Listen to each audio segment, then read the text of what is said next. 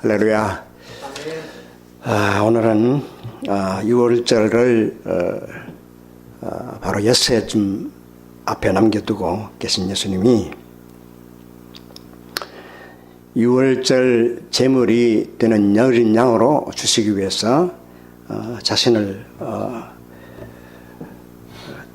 하나님의 말씀에 순종해서 또 하나님이 말씀하신 그 말씀을 이루시기 위해서 예루살렘 성에 입성하셨습니다. 오늘 고난주간을 첫날을 우리가 맞이하면서 예수님이 어떠한 마음으로 어떠한 모습으로 그 십자가의 길을 걸어가시면서 마음의 심령은 어땠을까? 우리가 알 수는 없지만 그러나 하나님께서 분명하게 말씀하십니다. 오늘 평화에 관한 일을 너희들이 미리 알았더라면 참 좋았겠다. 좋을 뻔했다. 그러나 지금은 네 눈에 감춰있다. 이렇게 말씀하시면서 우셨던 장면이 누가복음에 기록이 되어 있습니다. 그만큼 진정한 평화를 원했던 하나님이 이제 그 평화의 제물이 되기 위해서 나아가시는 것입니다. 오늘 이 장면을 바라보면서 여러분들이 호산나 호산나 외치던 이스라엘 백성들과 함께 우리 주님이 그 놀라운 구원 사역을 우리 가운데 다시 가지고 오실 것을 생각하면서 주님을 찬양하는 우리 모두가 되었으면 좋겠습니다. 오늘 이 말씀을 통해서 우리가 다시 한번 주님 앞에 말씀을 깨닫기를 원합니다. 첫 번째, 오늘 이 본문에 있는 장면을 보면 모든 백성들이 모든 사람들이 다 위기에 처해있던 사람들이라고 볼 수 있습니다. 예수님이 왜 그렇게 오셨을까? 그들의 믿음이 어디 있는지도 모르고 그렇게 수없이 말씀하셨던 예수님이었지만은 제자들도 제대로 알아듣지 못했습니다. 내가 죽은 다음에 다시 사흘 만에 살아나리라 여러 번 말씀드렸지만은 제자들도 전혀 무슨 말인지 깨닫지 못했습니다. 그리고 제자들은 바로 예수님께서 영광을 얻으신 후에 다시 말해서 십자가에 죽으시고 부활하시고 승천하셔서 이 땅에 보내신 성령님이 오시자 드디어 깨닫게 되었다. 그동안에 자기들의 마음이 도저히 주님이 하신 일을 깨닫지 못했던 것입니다. 예수님이 하신 일을 깨닫지 못했던 제자들 모습도 보게 되고 또 제자들은 정말 혼돈에 빠졌습니다. 예수님이 스스로 이렇게 오신 것은 이스라엘의 왕으로 오셔서 우리를 세상적인 왕으로 모시고 살겠다는 그런 마음도 그들 속에 가득했던 터에 죽은 나사로를 살리신 일이 얼마 전에 있었어요. 그 나사로를 죽은 자에서 살리신 그 때문에 바리새인들로부터 예수님을 죽이려는 음모가 있어서 예수님이 피신하셨습니다. 피신하셨는데 며칠 되지 않아서 다시 예수님을 죽이려고 하는 그 바리새인들 앞에 올라가서 나귀를 타고 올라가시니까 제자들은 깜짝 놀랐습니다. 그리고 정신이 하나도 붕 떠버렸어요. 요즘 말로 하면 소위 멘붕, 멘탈이 붕괴된 그런 상태였어요. 그런 모습을 보는 우리의 이 본문은 제자들도 마치 충격을 받기는 마찬가지였습니다. 그 다음에 호산나 호산나 하면서 부르던 그 무리들, 이 무리들도 결국은 종려나무 가지를 열심히 흔들면서 환영했지만은 그들도 역시 죽은 나사로를 살리신 표적에 주목했습니다. 오늘 성경 본문에도 나와 있듯이 17절에 나사로를 무덤에서 불러내어 죽은 자 가운데서 살리실 때 함께 있던 무리가 증언한지라. 이에 무리가 예수를 맞으면 이 표적 행함을 들었습니다. 바로 예수님이 표적을 행하셔서 죽은 자를 살리시고 했던 그 사건은 죽은 자가 살리신 그 사건, 대단한 사건입니다. 그걸 보고 그 죽은 자를 살리신 그것만 보고 표적만 생각하고 예수님을 환영했던 것입니다. 바로 이 표적이라는 것은 바로 예수님 자신을 말씀드리는 건데, 예수님 표적의 주체이신 예수님을 보지 않고 표적 그 자체 때문에 예수님을 맞이하게 되었다. 이렇게 성경은 기록하고 있습니다. 예수님이 표적 행하신 일이 한두 번이 아닙니다. 벳세다 광야에서 500여의 기적을 베푸셔서 5,000명을 먹이고도 12강조에 남는 그런 하나님의 놀라운 기적을 베푸신 일도 있는데, 그때 그 무리들도 역시 마찬가지로 예수님을 억지로 잡아서 임금 삼으려고 했었어요. 그러나 예수님은 그들을 향해서 너희들이 나를 찾는 것은 표적을 본 까닭이요 떡을 먹고 배부른 까닭이 아니냐. 바로 표적 때문에, 그리고 떡을 먹고 배가 불렀기 때문에 예수님을 찾는 거다. 또 예수님이 그런 기적을 베푸셔서 우리가 배불리 먹을 수 있다 하는 이런 마음을 가지고 예수님을 찾아왔던 사람들 보고 예수님이 말씀하십니다. 요한복음 6장에 계속되어 기록되어 있는 것을 보면은 나를 먹어야 산다. 떡을 찾지 말고, 없어질 떡 찾지 말고 나를 먹어라. 나는 하늘에서 내려온 산 떡이다. 영생의 떡이다. 이렇게 주님은 말씀하셨습니다. 이 무리들은 표적이신 예수님을 바라보지 않고 표적 자체를 신으로 생각하는 사람들의 모습을 우리가 볼 수 있습니다. 바로 이것은 나의 필요를 채울 수 있고 나의 욕구를 채울 수도 있는 것에 초점을 둔 믿음들입니다. 그렇기 때문에 나를 위해서 존재하는 주, 여기에 머물러 있기 때문에 결코 하나님이 주고 하자 하는 그런 영원한 생명을 그들은 받을 수도 없고 얻을 수도 없었을 것입니다. 여기서 우리 자신도 한번 돌이켜볼 필요가 있습니다. 우리는 교회에 출석을 해서 예배를 드리고 또 많이 오랫동안 신앙생활을 한 분도 계십니다만은 나의 필요에 대해 나의 필요에 초점을 둔 신앙생활, 그 초점이 있는 이상 예수님이 진정 주시고자 하는 생명을 받지 못하고 살 수도 있다는 것입니다. 그렇기 때문에 언젠가는 내 중심 신앙에서 이제는 우리 주 예수 그리스도 중심의 신앙으로 넘어갈 수 있어야 되겠습니다. 우리가 어떻게 그 신앙을 넘어갈 수 있을까요? 여러분, 무리들, 구경꾼들로 남아있는 것, 교회 와서 교회 구경꾼들로 남아있는 그 자리에서 언젠가는 우리가 예수님이 초청하는 자리로 나와야 됩니다. 이 무리라는 것은 대단히 위험해요. 예수님은 너희들이 무리로 있지 말고 나와 내 자리로 나와야 된다. 예수님이 이렇게 말씀하시는, 나는 포도나무여 너희는 가지다. 바로 예수님과 나와의 관계를 말합니다. 나는 생명의 떡이다. 나와 예수님과의 관계를 말씀하실 때 예수님 자신이 누군가를 분명히 말씀하셨고, 너희는 포도나무요 너희는 가지다. 나는 너희 선한 목자요 너희는 양이다. 또 나는 신랑이요 너희는 신부다. 성경에 기록되어 있는 말씀들이 전부 그겁니다. 관계입니다. 예수님과의 관계. 이 관계는 이 청중 무리로 앉아있는 가운데는 절대로 관계를 맺을 수 없어요. 관계라는 것은 뭡니까? 믿고 들어가야, 예수를 믿고 맞이하고 내 속에 들어와야 그것이 관계가 돼서 예수님은 포도나무요 나는 가지가 되는 것입니다. 관계로 이루어지는 것입니다. 그래야 어렵게 되는 것입니다. 이 어렵다는 것은 하나님 관계가 발화되었다는 것입니다. 우리가 예수 믿으면 하나님이 의로운 사람으로 여러분을 부르십니다. 의롭다는 것은 하나님과의 관계가 발휘되었다는 그런 뜻입니다.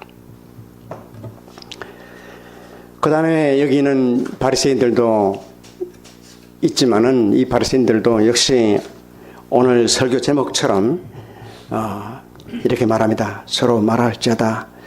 서로 보면서 말하는 것이 너희 하는 일이 쓸데없다. 보라. 온 세상이 그를 따르는도다. 온 세상의 구주다. 이거는 참으로 아이러니컬하게도 이 교회의 지도자들이 예수님이 세상의 구주라는 것을 스스로 선포하는 놀라운 말씀이 여기 기록되어 있습니다. 19절에 바리새인들이 서로 말하되 볼지어다. 너희 하는 일이 쓸데없다. 보라. 온 세상이 그를 따르는도다. 온 세상이 주 예수 그리스도가 된다는 것입니다. 이 놀라운 이 말을 하는 무리들을 바라보면서 다시 한번 우리도 주님과 함께 호산나 불렀던 무리들과 함께 여기 있지만은 우리 자신의 모습이기도 한 것입니다. 이 세 부류의 사람들, 제자들, 무리들, 그리고 바리새인들, 그리고 여기 있는 우리 모두가 다 똑같은 부류들입니다. 오늘날의 우리의 모습을 바라보면서 지금까지 종려주의를 맞이해서 여러분께 말씀드린 이 말씀은 사실은 이 사람들을 바라보고자 한 것이 아니라 이 시간 우리가 꼭 초점을 둬야 될 것은 바로 예수님이 지금 왕으로 들어오신다는 것입니다. 예루살렘을 향해서 왕으로 들어오시고 또 어떤 마음으로 환영하든 간에 주님은 찬양을 받으시며 들어오십니다. 너희가 지금 찬양하지 않는다면 돌들이 소리내서 찬양할 것이다. 누가복음에 기록되는 말씀입니다. 예수님은 그만큼 주님이 올라가셔서 이루실 그 사역을 통해서 우리에게 평화를 주시고 진정한 영원한 생명을 주시는 이 놀라운 일들을 찬양하지 않겠느냐 하면서 돌들이 너희들이 찬양하지 않으면 저 돌들이 산에 있는 돌들이 강에 있는 돌들이 바다에 있는 돌들이 너희를 찬양할 것이다. 나를 찬양할 것이다. 이렇게 말씀하고 있는 것입니다. 우리는 아무리 부족하고 연약하고 강팍한 가운데 있다 할지라도 예수님은 찬양받으시면서 들어오셔야 되는 것입니다. 오셔서 하나님의 성경 말씀을 이루어 주시는 분이십니다. 예수께서 오셔서 십자가를 지시고 하나님의 구속 사역을 완성하시면서 우리는 참으로 부족하고 무지하고 강팍한 마음 때문에 예수님을 제대로 볼 수도 없지만 그래도 예수님은 오신다는 거 이걸 우리 꼭 기억해야 됩니다. 오셔서 세상의 구세주로 선포되는 것입니다. 이제 우리는 변하고 시들어지는 세상과 사람들 사이에서 서지 말고 예수 그리스도를 통해서 하나님의 편에 설 수 있어야 됩니다. 이 하나님의 뜻은 예수님을 통해서만 이루어지는 것입니다. 바로 구원도 예수님을 통해서만 이루어지는 것입니다. 그럼 우리가 어떻게 하면 하나님의 편에 설 수 있겠습니까? 왜 우리가 믿음이 이 위에 처해 있는가? 다시 한번 생각을 해봐야 되겠습니다. 두 번째로 우리가 꼭 마음에 기억해야 될 것은 나의 주인을 찾아야 됩니다. 여러분 예수님 믿기 힘들죠. 교회 예배드리기 힘들죠. 출석하기도 힘들고 세상 일도 바쁜데 이렇게 오기도 힘들고 하는 이 마음들, 예배의 자리가 참으로 제대로 이루어지지 않는 이 모습을 바라보면서 어떻게 하면 이 믿음 위에서 우리가 일어설 수 있을까 하는 걸 생각해 볼 때 제가 꼭 기억하고 여러분에게 말씀드리고 싶은 것은 나의 주인을 찾아야 됩니다. 자기 자신의 주인을 찾아야 돼요. 여러분 자신의 주인은 누굽니까? 여러분 우리 인생이 이렇게 복잡한 것은 우리 안에 세 사람이 있기 때문에 그렇습니다. 세 사람. 어떻게 세 사람이 있느냐? 육에 속한 사람이 있는가 하면은 또 육신에 속한 사람이 있고 신령한 사람이 있습니다. 사도 바울도 마태복음 로마서 7장에서 이것을 경험했어요.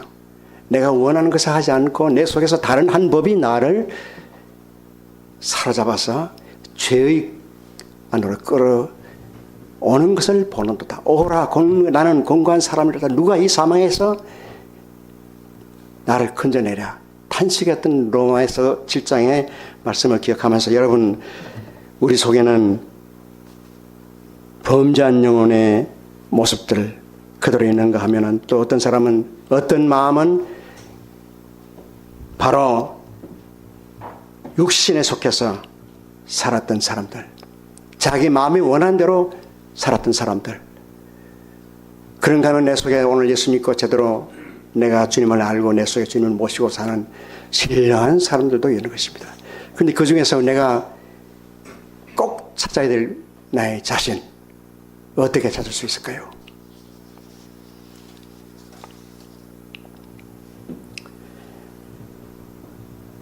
여기서 로마서 10장 9절에서 10절 말씀을 한번 보겠습니다.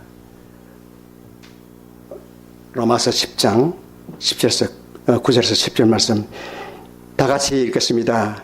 네가 만일 내 입으로 예수를 주로 시인하며 또 그에서 그를 죽은 자 가운데서 살리신 것을 네 마음에 믿으면 구원을 받으리라. 사람이 마음으로 믿어 의에 이르고 입으로 시인하여 구원에 이르느니라. 나는 옛날 성경을 가지고 있기 때문에 좀 틀릴 수 있어요. 여기서 여러분 주목해야 될 것은 네가 만일 내 입으로 예수를 주로 시인하며, 주는 뭡니까? 주인입니다. 로마서 이 10장 말씀은 여러분 이제 처음 예수를 믿을 때 어떻게 믿느냐, 믿음은 어떻게 믿느냐 하는 것을 여기에 말씀하고 있습니다. 처음에 네가 만일 내 입으로 예수를 주로 시인하며, 그 다음에는 하나님께서 그를 예수님을 죽은 자 가운데서 살리신 것을 네 마음에 믿으면 구원을 받으리라. 첫 번째 해야 될 일이 여러분이 예수님을 내 주인으로 모시는 것입니다.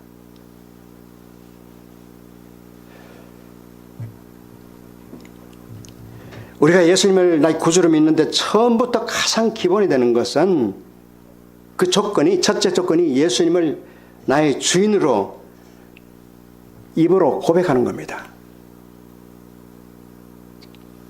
제가 선교 사역을 하면서 에콰도르 사람들한테 참 내가 예수 믿으라고 그렇게 외쳤지만은 나는 예수님을 믿는데 다. 그 가톨릭 신자들이 90% 넘으니까 나는 예수 다 믿는데 뭐 왜 자꾸 예수 믿으라고 그러냐. 그래서 내가 참으로 당신 마음이 진짜 마음 속에 정말 믿느냐. 자꾸 파고드니까 버벅거려요. 무슨 말인지 잘 못 알아들어. 우리 마음 속에 예수님이 내가 구주라는 것을, 주님이라는 것을 분명히 믿어야 됩니다. 이것이 신앙의 첫걸음이에요.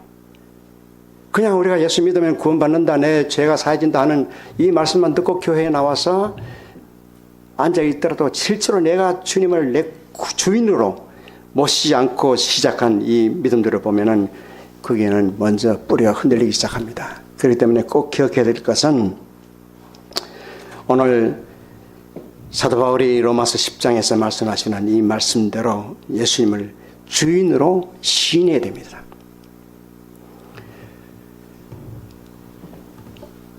그것도 입으로 말해야 되는 것입니다. 그래서 예수님께서 죽은 자 가운데서 살리신 것을 마음에 또 믿게 되고 그래서 구원을 받게 되는 겁니다. 예수님을 주로, 즉 나의 주인으로 절대로 이것을 잊으면 안 됩니다. 다 같이 한번 따라 하십시다. 예수님은 나의 주인이다. 예수님은 나의 주인이시다. 예수님은 나의 주인이시다. 예수님은 나의 주인이시다. 이것을 여러분이 죽어도 평생 잊지 않고 여러분이 기억을 해야 될 것입니다. 주인. 바로 이것은 여러분 우리나라는 지금 참 복음이 교회도 많고 수없이 많이 전도인도 있고 하지만은 이 다른 나라는요, 여러분 다릅니다. 예수를 내 주인이라고 선포하면 당장 죽어요. 이슬람 교회, 이슬람이 있는 그런 국가에 가면은 그 말 한마디 듣기만 하면 소문만 들어도 그 사람 와서 목을 잘라버려요. 제가 기억하기로는 제가 거들어 있을 때, 미국의 콜럼바인 고등학교라는 그 교회, 학교에, 고등학교에 그 학생 둘이가 아주 왕따 당했던 두 학생이 두 사람이 총을 가지고 학교 와서 총을 쏴서 12명이 죽고 선생까지 죽였던 그 사건을 여러분 기억하시는지 모르겠습니다. 지금부터 16년 전이니까 지금 여기 가신 분들이 나이가 몇 살인지 몰라도 아마 기억 못하는 분도 많을 것입니다. 그때 그 사건이 일어나서 그 자신들도 다 죽었지만은 살아남은 학생들이 간증을 했습니다. 거기에 놀라운 사건이 하나 발표가 됐는데 거기서 보면 그 안에 있던 여학생 하나가 전부 살아있는 그 총으로 쏘고 나머지 살아있는 학생들을 모아놓고 총으로 위협합니다. 그러면서 이 범인이 너희가 예수를 믿느냐? 얘들은 사탄 숭배자들이었어요. 학교에서 왕따당했던 두 학생들은 바로 사탄 숭배자들이었는데 예수를 믿느냐 하면서 총을 갖다 켜놓습니다. 모두 다 벌벌 떨고 막 주저앉고 그러는데 한 학생이 딱 일어나서 Yes, I believe in God. 이렇게 외쳤더니 그 자리에서 총으로 쏴서 죽였습니다. 근데 그 사건이 나중에 그 학생이 본 일을 신문에 보도를 했는데 그 사건을 통해서 미국이 Yes, I believe in God이라는 이런 가슴에 넣는 거에다 이런 프린트를 해가지고 온 나라가 그걸 입고 다녀서 진짜 하나님의 그 복음의 부흥이 일어났던 그 사건을 여러분 기억할지 모르겠습니다. 한때 우리나라도 아마 그런 영향을 받아서 그렇게 한 적도 있습니다. 이만큼 입으로 시인한다는 것은 여러분 중요한 것이에요.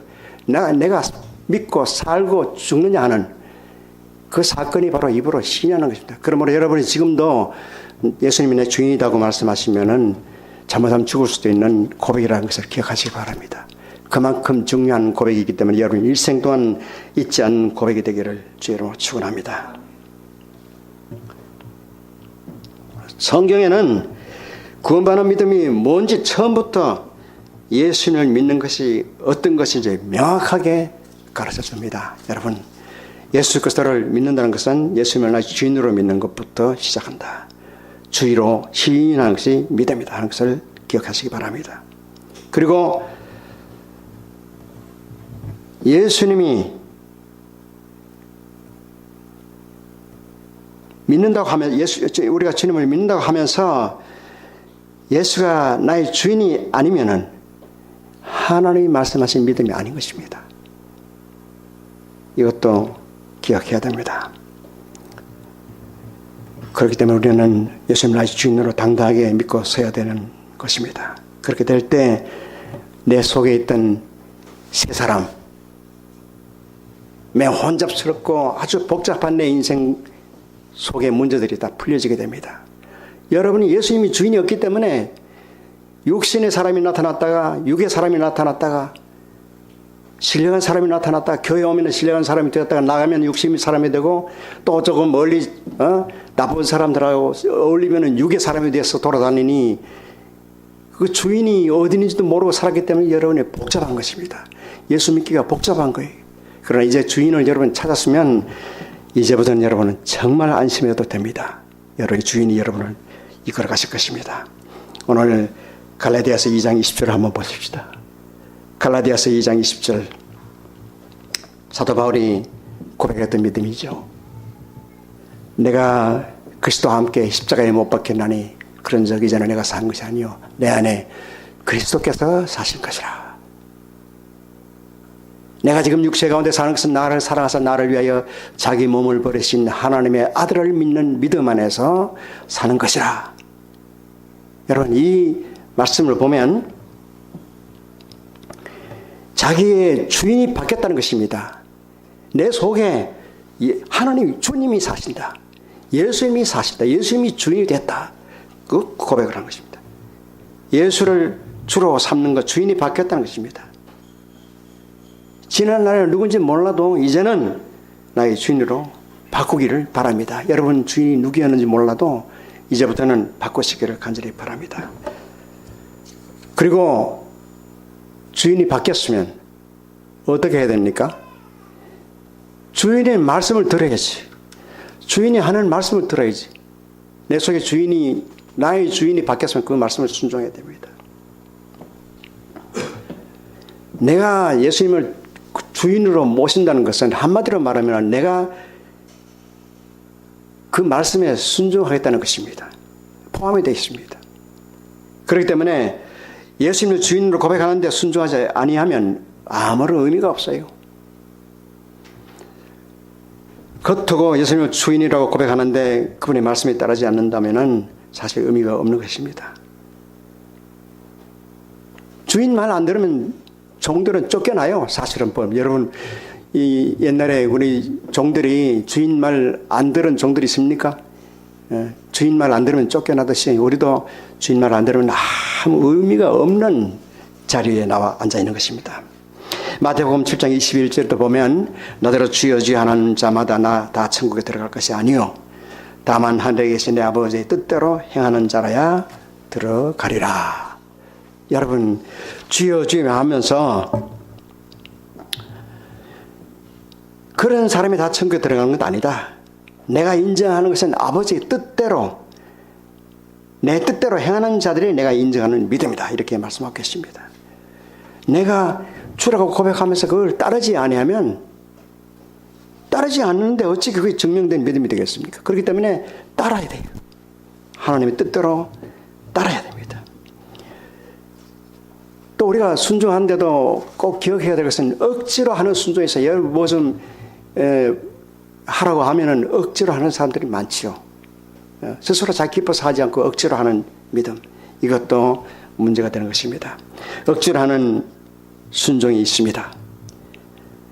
그러면 또 기쁨으로 하는 순종도 있습니다. 여기에 억지로 하는 순종이라는 것은 진정한 의미의 순종이 아니라는 것입니다. 순종하는 사람은 정말 나의 주인이 되기 때문에 내가 순종하는 거지, 억지로 하는 것은 아직도 내 속에 주님이 주인이 되지 아니했다는 것입니다. 기쁜 마음으로 순종하는 것은 하나님께서 크신 사랑으로 나를 먼저 사랑해 주셨기 때문에 우리가 순종하는 것입니다. 어떤 사랑입니까? 어떤 사랑입니까? 내가 옛날 사람들을 한번 돌이켜 보시기 바랍니다. 하나님께서 허물과 죄로 죽었던 나를 살리셨다. 에베소서 2장에서 말씀하시죠. 허물이 뭡니까? 여러분, 허물은 여러분 잘못한 겁니다. 여러분이 이 세상에 사는 동안에 얼마나 잘못한 일이 많습니까? 예수님은 십자가에서 몸짓고 피를 흘리시면서 우리 죄를 위해서 자기 죄를 제물로 드리시고 우리를 구원하셨는데, 이사야서 53장 4절 이하에 보면 그가 찔린 우리의 허물을 인하며 그가 상한 우리의 죄악을 인함이라. 그가 징계를 받으면 우리가 평화를 누리고 그가 채찍에 맞아버려 너희가 나음을 입었도다. 우리는 다 양 같아서 각기 제 길로 행하였거늘 여호와께서는 우리의 죄악을 그에게 담당시키셨다. 그리고 10절에 보면 하나님께서 십자가 위에서 자기 영혼을 속건제물로 들으셨다. 여러분, 속건제물은 뭡니까? 속건제물이라는 것은 레위기 5장에 보면은 죄를 하나님께 부지중에 계명을 어긴 그런 죄, 또 잘못한 죄, 이런 것을 제물을 들여서 제사 드리는 제사가 바로 속건제입니다. 예수님께서는 우리 인류를 위해서 속건제를 들으셨는데 어떻게 드립니까? 창세 이후에 이 땅에 사람이 태어나서 아담과 하와로부터 시작해서 하나님이 말씀을 주시고 또 수없이 가르쳤지만은 또 거역하고 우상 섬기고 했던 많은 사람들의 허물, 죄, 잘못한 것들, 앞으로 잘못한 걸 할 것까지 전부 하나님이 끌어안으시고 자기 영혼을 속건제물로 하나님 앞에 제물로 드렸었던 것입니다. 그러니까 얼마나 우리 허물을 다 사해 주신 주님이 여러분의 구주가 되시고 내 속에 주인이 되었다면 얼마나 기쁩니까? 기뻐해야 당연하죠. 기뻐하지 않으면 사람이 아니죠. 그런 마음으로 우리가 순종하고 주님 앞에 나가야 되는 것입니다.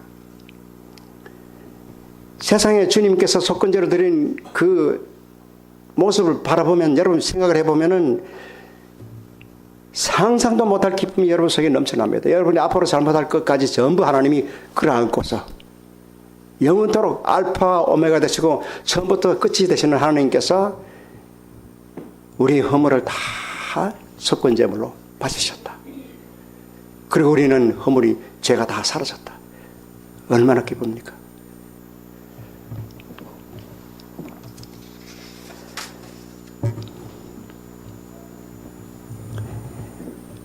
우리가 기쁨으로 하나님의 말씀에 순종하면 어떤 일이 생깁니까? 예수님이 말씀하셨습니다. 하늘과 땅의 모든 권세를 내게 주셨으니 그러므로 너희는 가서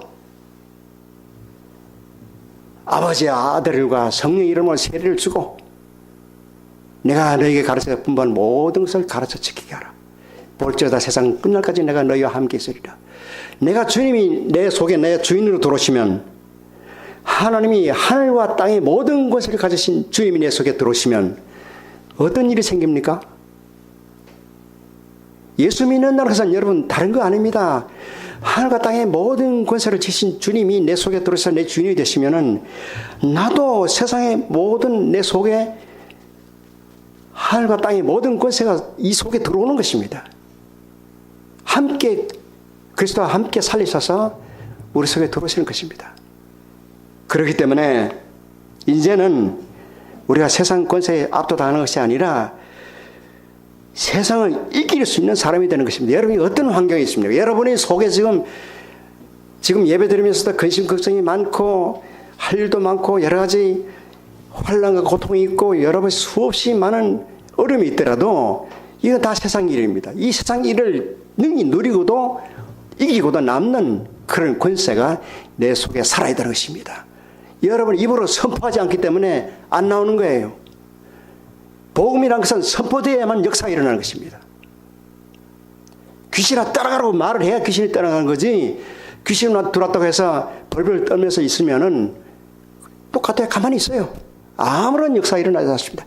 권세가 능력이 가득한 하나님이 주인 내 속에 들어와 계셔도 내가 그 말로 선포하지 않으면 그냥 귀신은 내 주위에 뱅뱅 돌아요. 여러분 세상을 이기는 믿음이 여러분 속에 있다는 것을 꼭 기억하시기를 주의 이름으로 축원합니다. 아멘. 이것이 예수 그리스도를 나의 주인으로 삼고 사는 믿음의 백성이 되는 것입니다. 마지막으로 예수님을 나의 주인으로 삼고 또 그 말씀에 순종하면은 나의 모든 삶을 주님께 맡기면서 사는 것입니다. 여러분, 예수님을 주님을 내 주인으로 모시면, 예수님을 내 주인으로 모시게 되면 자연히 말씀에 순종하게 되고 자연히 내 모든 것을 다 맡겨야 돼요. 다 주님께 맡기게 됩니다. 이건 왜 그렇습니까? 내가 맡기면 주님이 책임져 주신다는 것입니다. 우리 삶을 주님이 책임져 주시겠다. 아무런 주님이 책임 맡을 능력도 없는데 너희 모든 염려를 내게 맡기라고 말씀하셨을까? 아니죠. 성경이 여러분을 이상하게 만들려고 여러분 모든 문제의 어려움을 맡기라고 말한 거 아닙니다. 주님이 내 주인이 되었기 때문에 모든 것은 주님이 책임진다는 것입니다. 그렇기 때문에 여러분이 기억하시면서 믿고 모든 것을 주님 앞에 내가 맡겨야 돼요. 그래서 이제는 내가 믿고 의지하는 그 대상이 바뀌었습니다. 그전에는 내가 신뢰하는 대상이 뭐였는지 몰라요. 여러분이 가지고 있는 신뢰의 대상이 돈입니까? 부동산입니까? 여러분의 지식입니까? 여러분의